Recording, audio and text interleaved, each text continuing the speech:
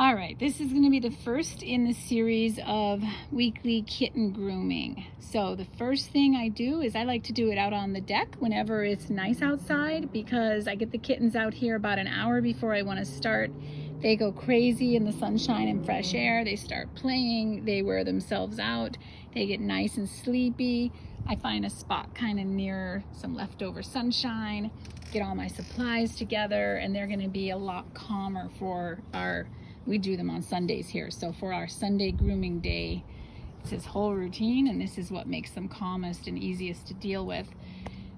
And these are the supplies I use. So we do probiotics on Sundays also, and then I already did that. There'll be a different video for that. So I did the probiotics. I have those out here. This is the ear solution that I like to use for cleaning out their ears. It smells like a light apple cider vinegar, and I think it's a mild surfactant. It doesn't suds, it's not slimy and viscous like a shampoo. It's very thin and watery, works really well. It helps break down the stickier earwax, or if there's any residue, if the kittens have or did have ear mites. I really like this product better than just plain warm water or a mild soap. This is fantastic.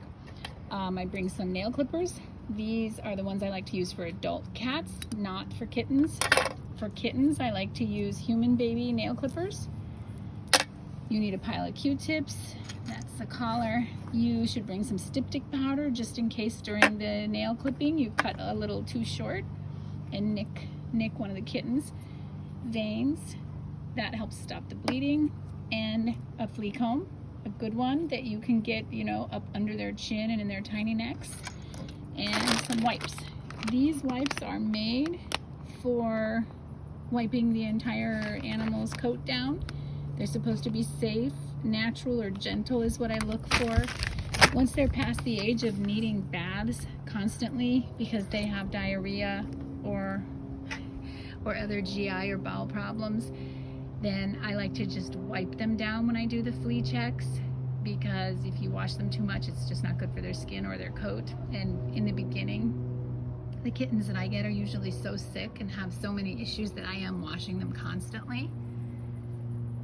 So I just go for the wipes now as soon as I know for sure, they don't need all the washing.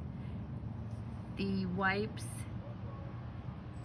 that I like, these are lemongrass, botanical lemongrass. So the smell is not objectionable. It's not too heavy and perfumey for the kitties. So this one is going to be the simplest, easiest part of the whole grooming routine. This is going to be a flea check. So let's start with that. I grab a wipe. I remove the kitten's collar. And then I take the kitten and I give them a good vigorous wiping. I am intentionally ruffling the fur up, going against the natural growth pattern of the fur. I go down the legs and get under the chin, along the cheeks, the belly. Did I go down the front legs already? Make sure you get in between those toe beans when you come down the legs, in between the toe beans, in between the toe beans. And then I grab the tail and I intentionally swipe a little bit between the legs, wrap it around the tail and pull it straight down. Make sure you got those ears pretty well. Okay. And then you grab the flea comb. And this is why the sunny spot is good also, so that they're not too cold. And at first, you want to just comb like you normally comb the kitten for de-shedding. But then, if you're hunting for fleas, it's going to be very hard to spot fleas on a black kitten. So once you've combed the fur all down, and I'm just going through the motions here because I know for a fact these kittens do not have fleas, because I believe they're 11 weeks today, and we have had them since they were 3 to 5 weeks. And so I have washed them many, many times and made absolutely certain the fleas never came back. But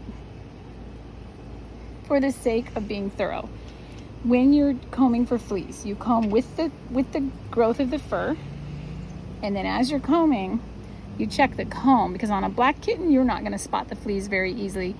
if you did dislodge a flea, that's why it's a flea comb. It'll be in the tines of the comb, and I don't see anything.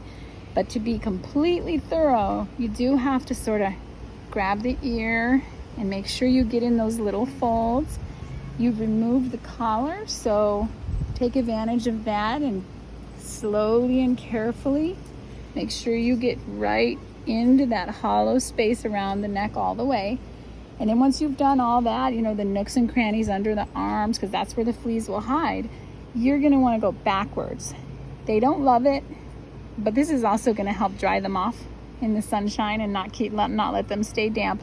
But you need to go against the grain, as it were. You need to go against the growth of the hair.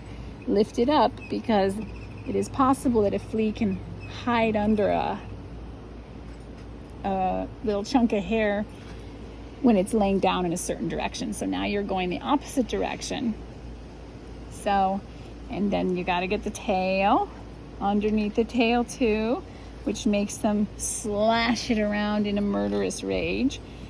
And then ultimately, they have incredibly thick pads of fur on their feet. You want to make sure this is not so much for fleas, because this is not a normal, usual spot for fleas, but this is a fantastic spot for hidden sores and for really matted down clumps of litter. When they get older, that is a really thick pad of fur there. All right, so I think that gives you the idea on how to do a wiping down and flea combing check on kittens.